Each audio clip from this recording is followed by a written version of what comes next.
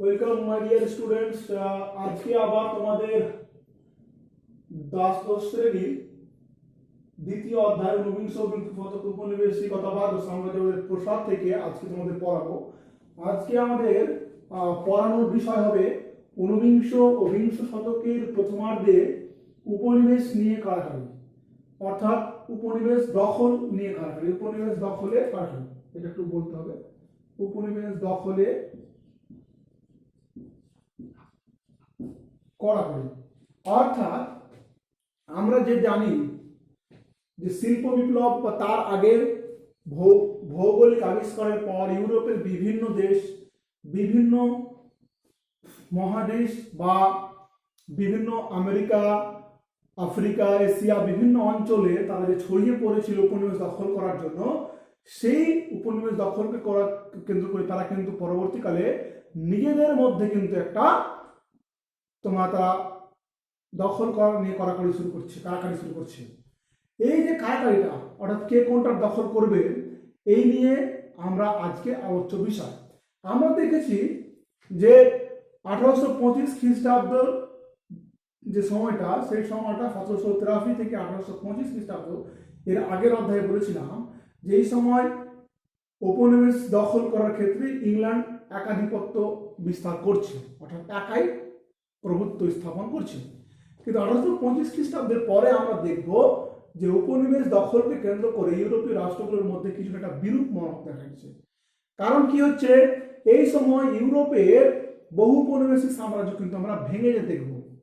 যেমন দেখব 1783 খ্রিস্টাব্দে ইংল্যান্ডের কাছ থেকে আমেরিকা যুক্তরাষ্ট্র স্বাধীনতা লাভ করেছিল, অর্থাৎ আমেরিকায় ইংল্যান্ড উপনিবেশ ধ্বংস হয়ে গেছে, শেষ হয়ে গেছিল।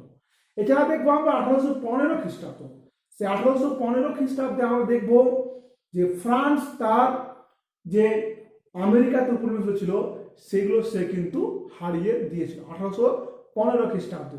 এছাড়া স্পেন, ইউরোপের আরেকটা অন্যতম শক্তিশালী দেশ স্পেন, সেই স্পেনও কি করেছিল, দক্ষিণ আমেরিকায় তার যে উপনিবেশ ছিল সেই উপনিবেশগুলো 1820 খ্রিস্টাব্দের মধ্যে সে হারিয়ে দিয়েছিল। এছাড়া আমরা দেখব 1822 খ্রিস্টাব্দে তোমার পর্তুগাল কি করছে, পর্তুগাল ব্রাজিল থেকে তার অধিকার হারিয়ে দিচ্ছে, অর্থাৎ ব্রাজিল কিন্তু 1822 খ্রিস্টাব্দে পর্তুগালের অধীন থেকে মুক্তি লাভ করেছিল। এই যে ভাবে একটার পর একটা উপনিবেশিক শক্তিগুলো, অর্থাৎ ইউরোপের উপনিবেশ শক্তিগুলো তাদের উপনিবেশকে হারাচ্ছে, সেই জন্য ওই অধ্যাপক অ্যাডাম স্মিথ তিনি বলছেন যে উপনিবেশগুলো থেকে এই সমস্ত ইউরোপীয় রাষ্ট্রগুলো যতটা আয় হতো তার থেকে সেগুলোতে উপনিবেশ টিকিয়ে রাখার জন্য বেশি ব্যয় হতো বলেই তিনি মনে করছেন। যাই হোক, আমরা কিন্তু দেখব যে এই যে বিরূপ মনোভাব দেখা দিচ্ছে, তারপরেও কিন্তু দেখবো আমরা 1870 খ্রিস্টাব্দ থেকে পুনরায় উপনিবেশ দখল করাকে কেন্দ্র করে একটা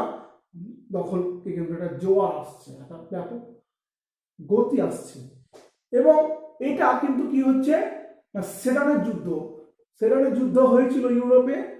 সেখানে দেখবো আমরা যে তোমার এই যুদ্ধটার পর থেকে 1870 খ্রিস্টাব্দের পর থেকে কিন্তু আমরা দেখব যে উপনিবেশ বা সাম্রাজ্য স্থাপন করার ক্ষেত্রে আবার একটা উত্তাল হয়ে উঠলো শক্তিগুলো। তাই আমরা কি বলবো, 1870 থেকে 1914, অর্থাৎ 1870 থেকে 1914 এই সময়কালটাকে, অর্থাৎ 1870 খ্রিস্টাব্দে সেডানের যুদ্ধ এবং 1914 খ্রিস্টাব্দে হয়েছিল প্রথম বিশ্বযুদ্ধ, এই সময়কালটাকে আমরা কি বলছি, সাম্রাজ্যবাদের সম্প্রসারণের ক্ষেত্রে নয়া সাম্রাজ্যবাদ বা নিউ কলোনিয়ালিজম, এই সময়টাকে বলছি আমরা নয়া সাম্রাজ্যবাদ বা নিউ কলোনিয়ালিজম। তো এই যে নিউ কলোনিয়ালিজম হচ্ছে, সেই নিউ কলোনিয়ালিজমের ক্ষেত্রে আমরা কোন কোন দেশ কিভাবে কোথায় উপনিবেশ স্থাপন করেছিল সেগুলো আমি পয়েন্ট টু পয়েন্ট তোমাদের পড়াবো। তোমরা একটু খালি মনে রাখবে, এবং মনে রাখবে কোন স্থান কারা দখল করেছিল, কত সালের দিকে দখল করেছিল, কিভাবে করেছিল, এটা তোমার জানতে পারলে তোমার বেশি সুবিধা হবে। তাহলে নয়া সাম্রাজ্যবাদের ক্ষেত্রে যদি আমরা দেখি তাহলে একটি প্রথম নয়া সাম্রাজ্যবাদী শক্তি সেটা হচ্ছে ফ্রান্স। ফ্রান্স ফ্রান্স ঠিক আছে। এই ফ্রান্স কি করছে না, নয়া সাম্রাজ্যবাদের ক্ষেত্রে বিশেষ করে দেখবো আমরা ঊনবিংশ শতকের দ্বিতীয়ার্ধে ফ্রান্স কি করছে, দূরপ্রাচ্য, অর্থাৎ দূরপ্রাচ্য মানে ওয়েস্টার্ন কান্ট্রিগুলো থেকে দূরে যেটা অবস্থিত, যেটা আমাদের দিকে যেমন আছে আছে যেমন তোমার একটা বলতে পারো আন্নাম, কোচিন, চীন, টংকিং, লাওস, কম্বোডিয়া, এই সমস্ত অঞ্চলগুলোকে বলা হয় তোমার দূরপ্রাচ্য। মালয়েশিয়া, ইন্দোনেশিয়া, সিঙ্গাপুর এগুলো বর্তমান দূরপ্রাচ্য। আর কি করছে, আফ্রিকাতে সাম্রাজ্য বাদের প্রসার করা করাচ্ছে ফ্রান্স ঊনবিংশ শতকের দ্বিতীয়ার্ধে। তারা কি করছে 1858 খ্রিস্টাব্দে 1858 খ্রিস্টাব্দে তারা কি করছে, দূরপ্রাচ্যের আন্নাম বা আনাম, কোচিন, চীন, টংকিং এবং তারা কম্বোডিয়ার উপর অর্থাৎ ফরাসিরা আধিপত্য স্থাপন করছে। এই চারটি রাজ্যকে সমন্বয় করে আমরা কিন্তু একত্রে কি করতে দেখতে পাবো 1887 খ্রিস্টাব্দে গঠিত হয়েছিল ফরাসি ইন্দোচীন। অর্থাৎ টংকিং, আন্নাম, কোচিন, চীন এবং কম্বোডিয়া চারটি রাজ্যকে নিয়ে 1887 খ্রিস্টাব্দে আমরা দেখছি গড়ে উঠছে ফরাসি ইন্দোচীন। এই ফরাসি ইন্দোচীনে 1893 খ্রিস্টাব্দে লাওস বলে আর একটা দেশ কিন্তু যুক্ত হয়েছিল।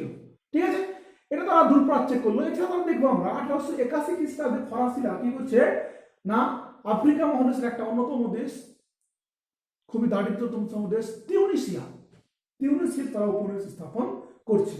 এবং এই যে তারা উপনিবেশ স্থাপন করলো বিশেষ করে ইন্দোচীন, সেখানকার কি হচ্ছে না, সেখানে তারা প্রচুর পরিমাণে রাবার আমরা টায়ার, টিউব বা যে কোনো রাবারের জিনিস পাই ব্যবহার করি, সেগুলো রাবার থেকে তৈরি হয়। সেখানে প্রচুর পরিমাণে রাবার উৎপন্ন হতো এবং সেখান থেকে তারা সেই রাবার লাভ করার জন্য বা রাবারের ব্যবসা করার জন্য তারা কিন্তু গেছিল।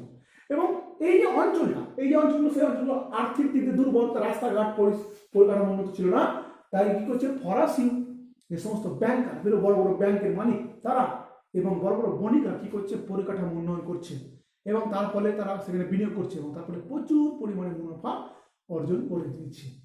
এছাড়া আমরা দেখতে পাবো যে ফ্রান্স কি করছে, আলজেরিয়া বলে একটা বিখ্যাত আফ্রিকা মহাদেশের একটা দেশ, সেখানে তারা কিন্তু কি করছে না, তারা কিন্তু উপনিবেশ স্থাপন করছে। এছাড়া আমরা দেখবো 1912 খ্রিস্টাব্দে আফ্রিকা মহাদেশের একটা যে মরক্কো, সেই মরক্কো তারা কিন্তু দখল করছে। এইভাবে করে আমরা দেখতে পাবো যে আফ্রিকা মহাদেশ দূরপ্রাচ্যে কিন্তু ফরাসিরা উপনিবেশ স্থাপন করেছে। তাই না? তাহলে এই যে করো তারা, এবং এ থেকে কিন্তু কি হলো, অপর ইউরোপীয় শক্তিগুলোর সঙ্গে তাদের কিন্তু বিরোধ বাড়ছে, কারণ ওরা দখল করতে চলে আসছে। তাই কি করলো 1890-এর দশক কি হয়েছে না, আফ্রিকাকে নিয়ন্ত্রণ করে কি হয়েছে ইংল্যান্ড এবং ফ্রান্স। 1890-এর দশকে আফ্রিকাতে কারা নিয়ন্ত্রণ স্থাপন করবে, ইংরেজরা করবে না ফরাসিরা করবে না ডাচরা করবে না পর্তুগিজরা করবে, এই নিয়ে কিন্তু এটা তোমার বিরোধ দেখা দিল। এবং শেষ পর্যন্ত ফরাসি যে উপনিবেশগুলো, সেই ফরাসি উপনিবেশগুলো কি করছে না, ফ্রান্সের সরকার চাইছে যে ফরাসি উপনিবেশদের নিয়ন্ত্রণে চলে আসুক, তারা ফরাসি অধিবাসী হয়ে যাক। কিন্তু প্রত্যেকটা দেশের মানুষ প্রত্যেকটা দেশকে ভালোবাসবে, তাতে তো জাতীয়বাদ গড়ে উঠবে। তাই শেষ পর্যন্ত ফ্রান্সের বিরুদ্ধে জাতীয়বাদী শক্তি জাগরণ ঘটলো এবং শেষ পর্যন্ত ফরাসি উপনিবেশগুলোতে জাতীয়তাবাদী সংগ্রাম অনুষ্ঠিত হয়েছিল। এরপরে যে উপনিবেশিক শক্তিটা আমরা পড়বো সেটা হচ্ছে সব থেকে শক্তিশালী, সব থেকে ভয়ানক এবং সব থেকে পাওয়ারফুল ছিল, সেটা হচ্ছে ব্রিটেন বা ইংল্যান্ড, যাকে আমরা ইংল্যান্ডও বলতে পারি। ব্রিটেন আমরা লিখে দেবো ব্রিটেন কি করেছিল না, তোমরা জানো যে অন্ধকারাচ্ছন্ন মহাদেশ, ডার্কেস্ট কন্টিনেন্টাল যাকে বলা হয়, সেটা হচ্ছে আফ্রিকা। সে আফ্রিকা কি ছিল 1870 খ্রিস্টাব্দ আগে পর্যন্ত ইউরোপীয়দের কাছে কিন্তু অজ্ঞাত ছিল, জানা ছিল না। এবং আফ্রিকা সম্পর্কে অনেক ভূত প্রেতের গল্প কিন্তু শোনা যেত। তাই আফ্রিকা সম্পর্কে কিন্তু ইউরোপীয় রাষ্ট্রগুলো কিন্তু প্রথমে উপনিবেশ স্থাপন, ওদের ইংল্যান্ড ইউরোপ থেকে কাছে হলেও সেখানে কিন্তু তারা উপনিবেশ স্থাপন করতে চায়নি। কিন্তু কি হচ্ছে পরবর্তীকালে দেখতে পাচ্ছি উত্তর উপকূলে, আফ্রিকার উত্তর উপকূলে আছে তুর্কি, তারপরে তোমার ট্রান্সভালে ব্রিটিশ, এবং তারপরে আলজেরিয়ার ফরাসি উপনিবেশ ছিল। তাহলে এই যে উপনিবেশ ছিল সেই উপনিবেশগুলো দেখে দেখে কিন্তু পরবর্তীকালে আরো বৃহৎ সৃষ্টি হচ্ছে। মিশরের এক অন্যতম শাসক নাম হচ্ছে তোমার পাশা মোহাম্মদ আলী, তিনি ছিলেন শক্তিশালী শাসক। তার মৃত্যুর পরে কি হচ্ছে না, তার যে উত্তরাধিকারী ছিল তারা ছিল অপদার্থ। এই অপদার্থতার সুযোগ নিয়ে কিন্তু ব্রিটিশরা মিশরে আধিপত্য স্থাপন করেছে। অর্থাৎ মোহাম্মদ আলী যদি না মারা যেত তাহলে উপনিবেশ স্থাপন করতে কিন্তু ব্রিটিশদের অনেকটাই বেগ পেতে হতো। যা হোক 1876 খ্রিস্টাব্দে কি হচ্ছে না, তোমরা জানো যে 1860-এর দশকে ইউরোপ এবং আমেরিকা বিভিন্ন জায়গায় স্থান যাওয়ার জন্য কি হচ্ছে, মিশরের ভেতর দিয়ে একটা খাল খনন করা হয়েছে, যেটা হচ্ছে সুয়েজ খাল। সেই সুয়েজ খাল কি হচ্ছে, সুয়েজ খাল এলাকাকে কেন্দ্র করে কি হচ্ছে 1876 খ্রিস্টাব্দে ইংরেজ এবং ফরাসিরা যৌথভাবে কি করছে না, সুয়েজ খাল এলাকাটাকে নিয়ন্ত্রণ করছে, কন্ট্রোভার্সি করছে। এবং কি হচ্ছে না, এই যে তারা দখল মানে নিয়ন্ত্রণ করছে সেটাকে কেন্দ্র করে 1882 খ্রিস্টাব্দে কিভাবে এককভাবে কিন্তু ইংল্যান্ড কিন্তু মিশর দখল করতে উদ্যোগ নিচ্ছে। এবং মিশরের একজন অন্যতম দুর্বল শাসক সেই সময়কার তারা যে খেদিম, সেই খেদিমকে নিয়ন্ত্রণ করে তার নেতৃত্বে সরকার তৈরি করে, অর্থাৎ খেদিমের মধ্যে একটা পুতুল বা হাতের পুতুল করে সেটার উপর ইংরেজরা পুরোপুরিভাবে তাদের আধিপত্য স্থাপন করেছিল। কিন্তু বলে যখনই তোমার অন্যায় অত্যাচার এগিয়ে বেরিয়ে যাবে তখনই কিন্তু কোনো না কোনো অবতীর্ণ হবে। সেই নিয়ে কিন্তু কি হচ্ছে না, আমরা দেখতে পাবো যে তোমার তারা ইংরেজরাও কিন্তু মিশরের সঙ্গে সঙ্গে সুদান দখল করে নিয়েছিল, সুদান দখল করে নিয়েছিল। এবং সুদান দখল যখন করলো তখন কি হচ্ছে, সেখানকার একজন জনৈক, কোনো নাম ধাম তেমন জনপ্রিয় ছিল না, তার নাম হচ্ছে মোহাম্মদ আমির।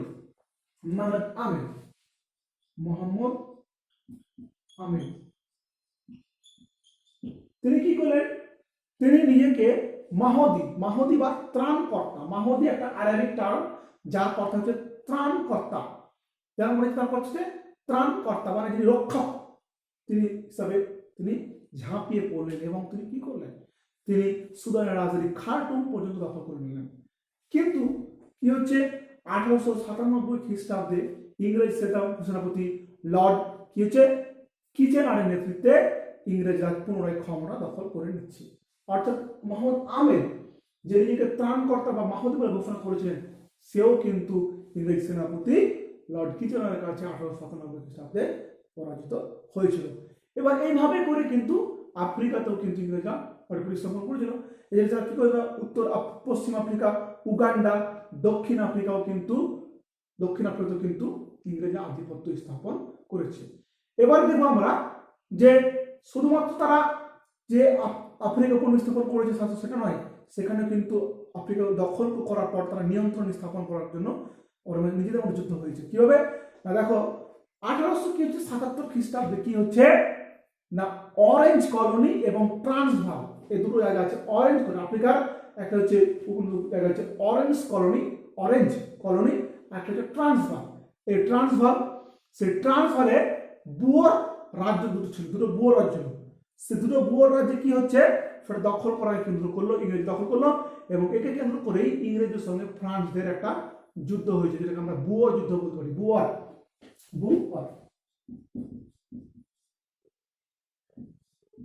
বুয়োর যুদ্ধ। এই যে বুয়োর যুদ্ধটা হলো, সেই বুয়োর যুদ্ধে কিন্তু শেষ পর্যন্ত ইংরেজরা জয়লাভ করেছিল। এইভাবে কিন্তু তারা একটার পর একটা উপনিবেশ দখল করে নিচ্ছে, কিন্তু তাদের আওয়াজ কিন্তু থামাতে পারছে না। যার ফলে 1881 খ্রিস্টাব্দে কি হচ্ছে, ব্রিটিশরা ট্রান্সভাল এবং 1884 খ্রিস্টাব্দে ওয়ারেন্ট ফ্রি স্টেট গঠন করে তাদের স্বাধীনতাকে মেনে নিচ্ছে। এবং শেষ পর্যন্ত তারা দীর্ঘ সংগ্রাম করার পর বুয়োর প্রজাতন্ত্রগুলি কি ইউনিয়ন অফ সাউথ আফ্রিকা, শেষ পর্যন্ত কি হচ্ছে ইউনিয়ন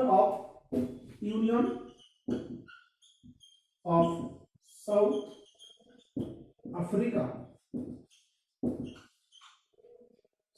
আফ্রিকা বলে একটা প্রজাতান্ত্রিক গঠন করে ইংরেজরা কিন্তু প্রজাতান্ত্রিক অধিকারটাকে মেনে নিচ্ছে। তো এইভাবে করে কিন্তু আমরা দেখলাম যে ইংরেজরা কোথায় কোথায় তাদের আধিপত্য স্থাপন করেছিল। এরপরে দেখবো আমরা আফ্রিকার পরে, ব্রিটেনের পরে দেখবো আমরা ইউরোপের আর একটা শক্তিশালী সাম্রাজ্য শক্তি, সেটা হচ্ছে রাশিয়া। প্রথম দিকে রাশিয়া, ঠিক আছে, তার নাম হচ্ছে রাশিয়া।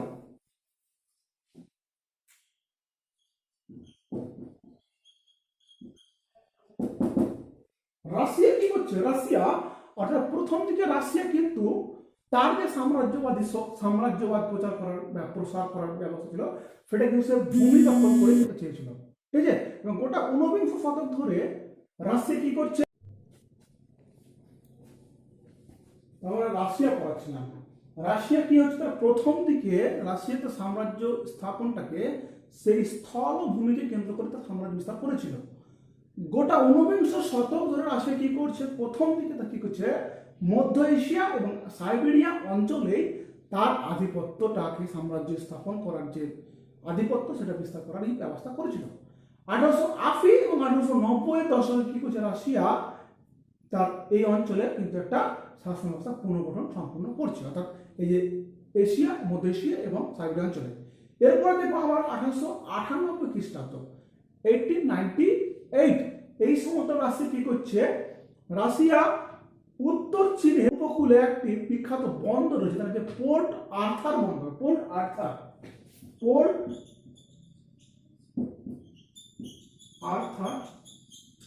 বন্দর, এই বন্দরটা কি হচ্ছে, এই বন্দরটা দখল করছে। কারণ কি, এই বন্দরটা তোমরা জানো যে সমুদ্র চলাচল করার ক্ষেত্রে প্রধান বাধা হচ্ছে তোমার শীতকালে বরফ জমে যাওয়া, কিন্তু এই বন্দরটা ছিল সারা বছরই বরফ মুক্ত, তার ফলে এই বন্দরটা দখল করে রাশিয়া চেয়েছিল সে প্রশান্ত মহাসাগর পর্যন্ত খুব সহজে যেতে পারবে। এরপর রাশিয়া যখন কি করলো, রাশিয়া কোরিয়ার দিকে যখন দৃষ্টি দিল, কোরিয়া, তোমার নাম শুনেছো কোরিয়া, কিম জং, তাই না, সেই কিম জং এর দেশটা কিন্তু একসঙ্গে ছিল, উত্তর কোরিয়া বর্তমানে দক্ষিণ কোরিয়া তখন একটাই ছিল। সেই কোরিয়া দিয়ে যখন দৃষ্টি দিল, তখন কি হলো, জাপানের সঙ্গে কোরিয়ার একটা, রাশিয়ার একটা বিরোধ লাগলো, কারণ কোরিয়া অলরেডি জাপানিজরা কিন্তু শাসন করছিল, জাপানের দখল ছিল। তারপরে কি হলো, 1904 থেকে 1905 খ্রিস্টাব্দে, 1904 ও 1905 এই সময়কালে রাশিয়ার সঙ্গে জাপানের যুদ্ধ, রুশ জাপান যুদ্ধ, এই যুদ্ধে রাশিয়া শোচনীয়ভাবে জাপানের কাছে পরাজিত হলো। তারপরে তার যে সাম্রাজ্য বিস্তার করার যে উদ্যোগ ছিল, সেটা ধ্বংস হয়ে গেল, তাই না। এইভাবে আমরা দেখো রাশিয়া সম্পর্কে পড়লাম। এবারে যেটা আমাদের পড়ানোর বিষয়, সেটা হচ্ছে যে এরপরে যেটা আমাদের বলবো, সেটা হচ্ছে ইটালি। রাশিয়ার পরে পড়াবো আমরা ইটালি।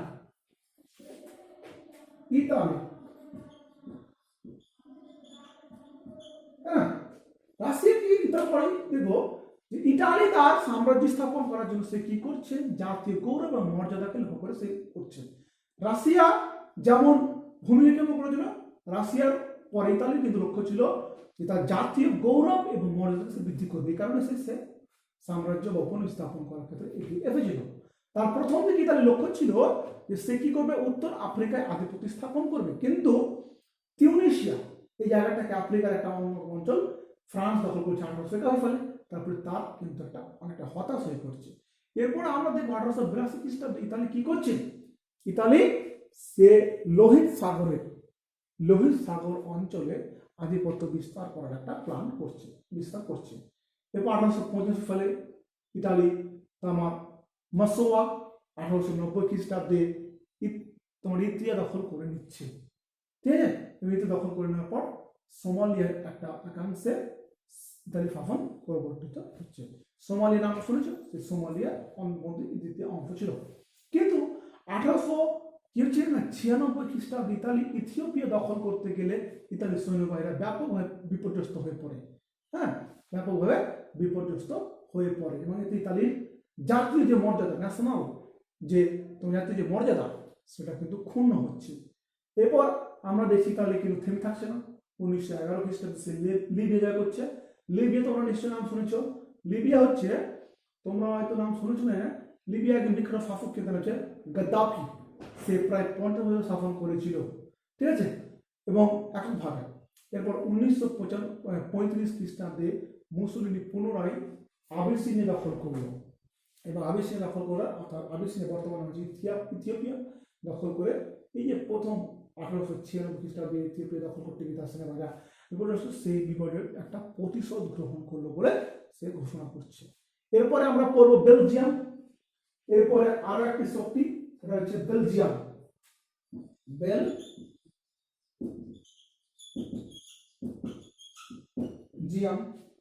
বেলজিয়াম সম্পর্কে এবার আমরা পড়বো।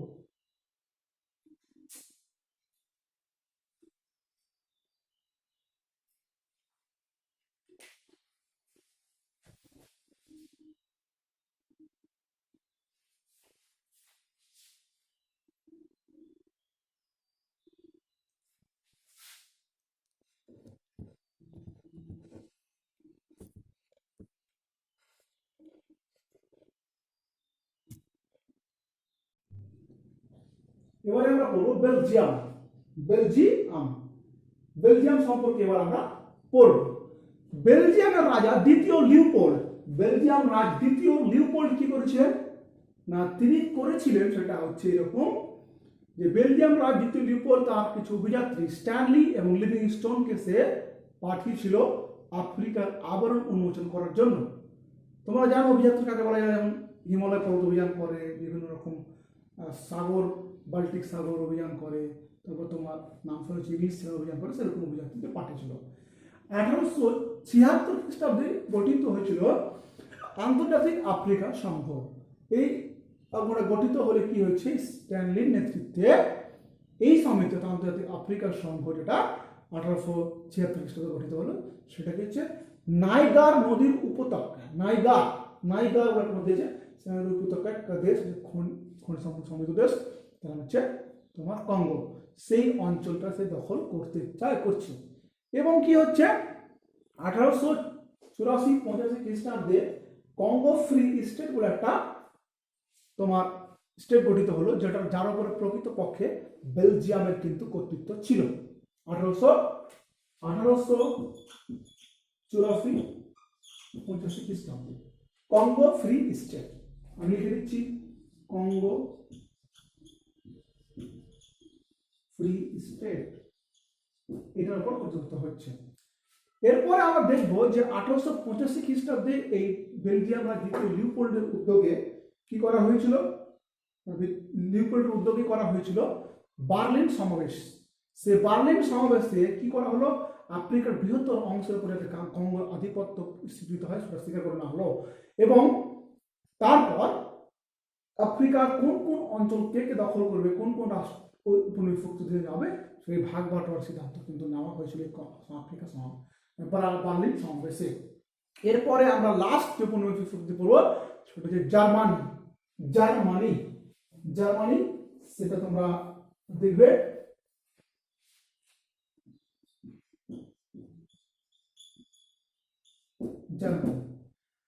লাস্ট যেটা সেটা হচ্ছে জার্মানি।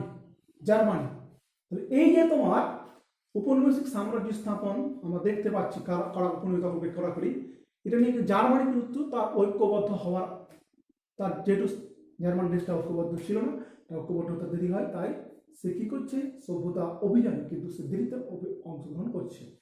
জার্মানির উপনিবেশিক সাম্রাজ্য স্থাপন করার পেছনে কিন্তু কোনো আর্থিক সুযোগ সুবিধা বৃদ্ধি করার কোনো ইচ্ছে ছিল না, সে শুধুমাত্র জাতীয় মর্যাদা বৃদ্ধি করার জন্যই সে উপনিবেশ স্থাপন করতে এগিয়ে এসেছে। সে কি করেছে না, 19বিংশ শতকের শেষ এবং 20 শতকের শুরুতে কি করেছে না, জার্মানি দ্রুত গতিতে কি করছে, তোমার দক্ষিণ পশ্চিম আফ্রিকা, টাঙ্গানিকা, তারপরে ক্যামেরুন, লুসিয়া উপদ্বীপ প্রভৃতি অঞ্চলে সে কিন্তু আধিপত্য স্থাপন করে নিচ্ছে। তাহলে টাঙ্গানিকা, তারপর দক্ষিণ পশ্চিম আফ্রিকা, ক্যামেরুন প্রভৃতি অঞ্চলে জার্মানি আধিপত্য স্থাপন করছে।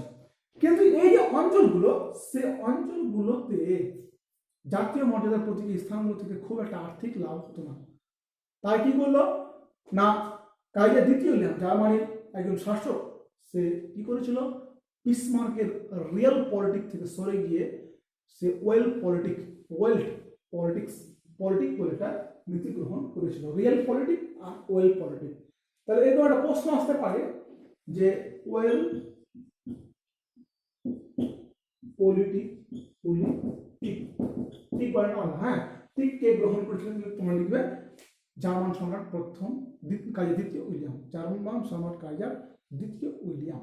তো এখানে তিনি করলেন কি, তিনি চাইলেন জার্মানি দ্রুত গতিতে বিভিন্ন উপনিবেশ স্থাপন করুক, এবং এটা উপনিবেশ করতে গিয়ে কি হলো না, অলরেডি তো আফ্রিকাতে এশিয়াতে কিন্তু কি করেছে ইংরেজ এবং ফ্রান্সরা উপনিবেশ স্থাপন করেছে। তারপর ওদের সঙ্গে একটা সংঘাত বাঁধল, এবং যে সংঘাতটা আমরা দেখবো 1914 থেকে 18 খ্রিস্টাব্দে প্রথম বিশ্বযুদ্ধে পরিণত হয়েছিল। তাহলে প্রথম বিশ্বযুদ্ধের ঘটনার পেছনে কিন্তু এই যে সমস্ত দেশগুলো জার্মানি, রাশিয়া, তোমার ব্রিটেন, ফ্রান্স, বেলজিয়াম পড়লাম, তাদের একটা বড় ভূমিকা ছিল। যাই হোক, তোমরা ভালো করে এই অধ্যায়টি পড়বে, এবং এই অধ্যায়টি পড়ার পরে তোমাদের যা প্রশ্ন থাকে করবে, সুন্দরভাবে তোমার পরিণাম। এখনো প্রায় 40 দিনের মতো স্কুল বন্ধ থাকবে, তাই তোমরা এটা ভালো করে পড়বে, পড়ে এই অধ্যায়টি জানবে, এবং যদি কোনো কোশ্চেন থাকে আমাকে বলবে, অবশ্যই আমি তোমাদের সেটা সলভ করে দেবো। একমুখী প্রক্রিয়া, তোমাদের তো বলতে পারি না, পুরোটা দিতে পারলাম, হয়তো ক্লাসরুমে পড়ানো আর এখানে পড়ানোর মধ্যে পার্থক্য আছে। যাই হোক, আমি হয়তো দীর্ঘায়িত করছি না, সুন্দরভাবে পড়বে, পড়ে আমাকে বলবে। থ্যাংক ইউ, ধন্যবাদ।